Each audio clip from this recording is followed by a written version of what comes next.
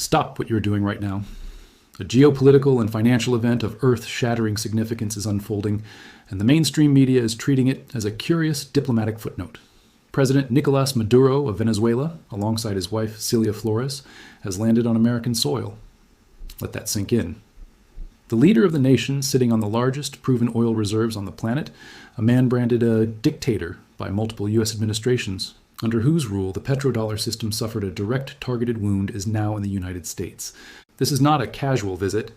This is a strategic landing, a move on the grand chessboard that signals a desperate negotiation is underway, and the future of global commodity pricing the U.S. dollar's hegemony and a new gold-backed financial architecture hang in the balance. Forget the sanitized headlines about migration talks or electoral oversight. What is being negotiated in backroom meetings between U.S. special envoys and the Venezuelan delegation is nothing less than the financial future of oil itself. And it is a future that may no longer be denominated in greenbacks. To understand the staggering gravity of this moment, you must first understand Venezuela's unique and brutal role as the laboratory for financial warfare. In 2017, the Maduro government, suffocated by U.S. sanctions that crippled its ability to transact in dollars, made an audacious declaration. It would create a sovereign cryptocurrency, the petro backed by Venezuela's vast reserves of oil, gold, diamonds, and iron. While the petro itself failed as a functional currency due to technological limitations and hyperinflation, the concept it launched was a direct ideological missile aimed at the heart of Bretton Woods. It was a declaration that a commodity-rich nation could bypass the dollar system entirely. More critically, in 2018, facing a total financial blockade, Venezuela attempted to repatriate $550 million in gold held in the Bank of England. The UK government, at the urging of the United States, refused to release it. This act was a watershed. It proved to the world that the West AS rules-based order meant that your sovereign assets could be seized in the name of political compliance. Venezuela's response? It turned east.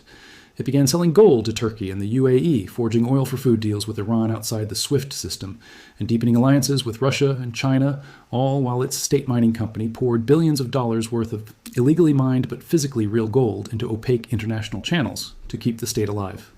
Maduro's arrival in the U.S., therefore, is not the visit of a defeated man.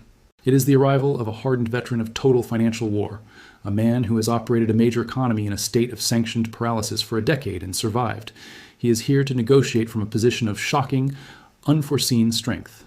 The leverage is not just Venezuelan oil, though, with global supplies tight and Saudi-Russian coordination challenging U.S. interests. The prospect of unlocking 2 to 3 million barrels per day of heavy crude is a powerful carrot. The real leverage is the blueprint of de-dollarization. Maduro and his advisors are the world's foremost experts on how to survive and partially operationalize an exit from the dollar system. They are the ones who have, through sheer desperation, mapped the minefield. Washington needs to understand that map, because the scenario Venezuela has lived, a frozen gold reserve, a weaponized SWIFT system, and a forced pivot to alternative currencies, is the exact scenario China, Russia, Iran, and the expanded BRICS Plus bloc are actively preparing for on a global scale. The U.S. is not negotiating with a pariah state. It is negotiating with the ghost of its own financial future, a living preview of what a multipolar, non-dollar world looks like for a commodity-rich nation. The talks will superficially focus on oil production quotas and sanctions relief. But the subtext is a terrifying question for the U.S. establishment. Do you want us to sell our oil in yuan and rubles? Or in a new BRICS unit backed by the very gold you tried to steal from us? Or will you make a deal to keep it flowing in dollars? This is the ultimate financial hostage situation, and Maduro just walked into the negotiating room. Even more critical, commodity on the table in these shadow negotiations, gold. While the world obsesses over the oil flows, the silent tectonic negotiation is over the future role of precious metals in the international monetary system. Venezuela is not just an oil state, it is a gold state, with vast, often illicitly exploited reserves in the Arco Minero. More importantly, it is a state that has been forced to build a complete extra-legal financial ecosystem around gold. It has established gold-for-food barters with Turkey, gold-for-fuel swaps with Iran, and has used gold as the ultimate collateral to secure lifelines from geopolitical allies. In doing so, Venezuela has accidentally become a pioneer in what the BRICS nations are now openly discussing, a tradable, gold-backed settlement token that exists outside Western clearinghouses. Maduro's presence in the U.S. signals that this parallel system is no longer a theoretical survival mechanism for rogue states. It is a viable, tested alternative being presented as a bargaining chip. The U.S. faces a diabolical dilemma. On one hand, it craves the increased global oil supply to lower prices, a key domestic political imperative. To get that oil, it must offer sanctions relief. This would unlock Venezuela's ability to freely sell its oil and its gold on the global market once more. But herein lies the trap. Unshackled Venezuelan gold would not simply flow obediently into London or New York vaults to back more ETF paper. It would flow directly into the physical acquisition networks of the Eastern Bloc, fortifying the very gold reserves intended to back a challenger to the dollar. It would validate the Venezuelan model of gold-based sanction-busting trade, encouraging other resource-rich nations to follow suit. The U.S. would be trading a short-term gain in oil liquidity for a long-term acceleration in the de-dollarization process, literally funding the creation of its own competitor's monetary base. This is where the third element, silver, enters the equation with devastating subtlety. Venezuela possesses significant silver reserves as a byproduct of its gold mining. Silver is the populist, high-velocity cousin of gold in the monetary metals family. If a new gold-referenced financial architecture begins to emerge from the East, silver will be its amplifier. It is the metal that bridges the gap between central bank gold reserves and retail public adoption of sound money principles. A Venezuela reintegrated into the global financial system, but with a newfound strategic alignment toward the East, could become a massive legal conduit for the physical flow of both gold and silver into BRICS-aligned nations.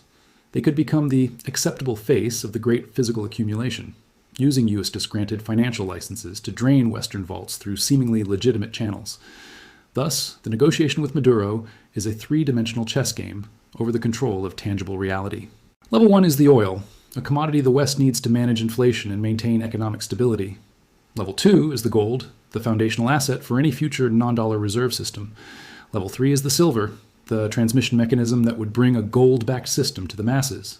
The United States is not merely deciding whether to lift sanctions on a nation, it is deciding whether to knowingly release a flood of physical commodities that will immediately be used to shore up an alternative financial order. The desperate unspoken U.S. offer might be this: we will allow you to sell your oil in dollars and repatriate some of your gold if you agree to do so exclusively through Western channels and formally abandon your gold barter alliances with our adversaries. They are offering to bring Venezuela back into the fold, not out of charity, but to contain the contagion of its de-dollarization blueprint. Maduro's power lies in his ability to say no. His counteroffer, likely already being whispered, is far more radical. The dollar is dying. Your sanctions proved its weaponized nature to the world. We will increase oil production, but the terms of trade will be diversified. We will use gold as neutral collateral, and we will not be part of your last-ditch effort to save a failing paradigm. His arrival in America is the ultimate power play. He is showing that he can walk into the lion's den, not as a supplicant, but as a harbinger of a new system armed with the one thing the digital derivative-saturated West can no longer produce at will: uncontested physical, geological wealth in the form of oil, gold, and silver. The outcome of these talks will not just shape Venezuela's future. It will signal whether the West believes it can still control the global commodity-based monetary game, or if it is finally being forced to acknowledge that the real power, the physical metal and the barrels of crude, is sliding irrevocably into new hands. The financial future is being written not in Washington or New York, but in the desperate gold-for-food barters of Caracas, and Maduro is here to present the invoice.